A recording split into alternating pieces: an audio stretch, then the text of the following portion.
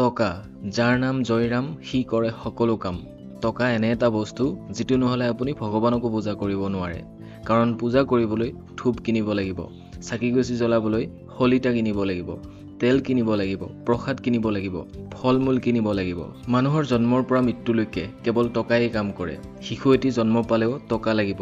মাকক হস্পিটেলত ভৰ্তি কৰাৰ পৰা শিশুটিৰ জন্মলৈকে সকলো টকাই কৰিব। তাৰ পাছত শিশুটিৰ যত্ন ল'বলৈ টকা লাগিব, কাপোৰ কিনিবলৈ টকা লাগিব, ভাল খাদ্য খাবলৈ টকা লাগিব, স্কুলত পঢ়ুৱাবলৈ টকা লাগিব, বেমাৰ হ'লে চিকিৎসা কৰিবলৈ টকা লাগিব, বিয়াখন পাতিবলৈ টকা লাগিব, মাক দেউতাক চাবলৈ টকা লাগিব, পত্নীক চাবলৈ টকা লাগিব, কৰবাত ফুৰিবলৈ গ'লে টকা লাগিব, বৃদ্ধ অৱস্থাত চলিবলৈ টকা লাগিব। গতিকে টকা কিহত নালাগে? জন্মৰ পৰা মৃত্যুলৈ গোটেই জীৱন টকাৰেই চলি থাকে।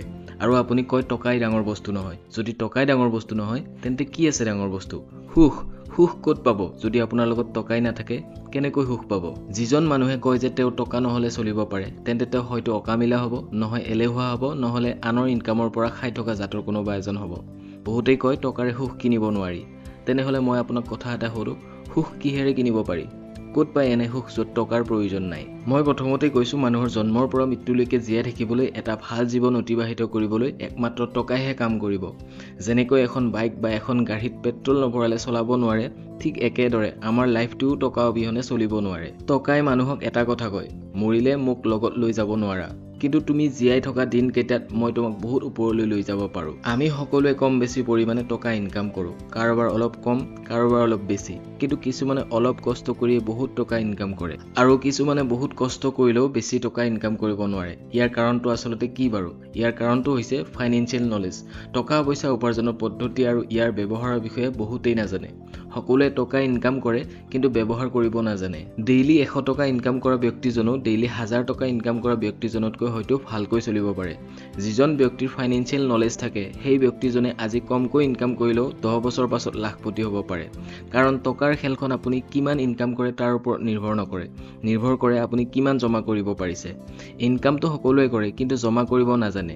1000 টকা পালে 1000 টকাই খৰচ কৰিব, 5000 পালে 5000 খৰচ কৰিব। মানে এওঁলোকে খৰচ কৰিবই জানে। আৰু পৃথিৱীত আটাইতকৈ সুখী আৰু আটাইতকৈ দুখী কোন জানেনে? যিজনে কমকৈ খৰচ কৰি বেছিকৈ জমা কৰে তেওঁ আটাইতকৈ সুখী।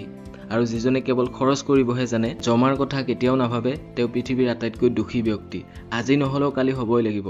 এয়া মই লেকচাৰ দিয়া নাই, প্ৰেক্টিকেল কথা কৈছো, নিজৰ এক্সপিৰিয়েঞ্চৰ পৰা কৈছো। আপুনি টকা জমা কৰিলেও নকৰিলেও মোৰ কোনো ধৰণৰ লাভ লছ নহয়, কিন্তু কৈছো এই কাৰণে যাতে আপুনি এইটো ভুল নকৰে। জীৱনত সুখী হ'ব বিচাৰে যদি পইচাক যিমান পাৰে জমা কৰিবলৈ চেষ্টা কৰক।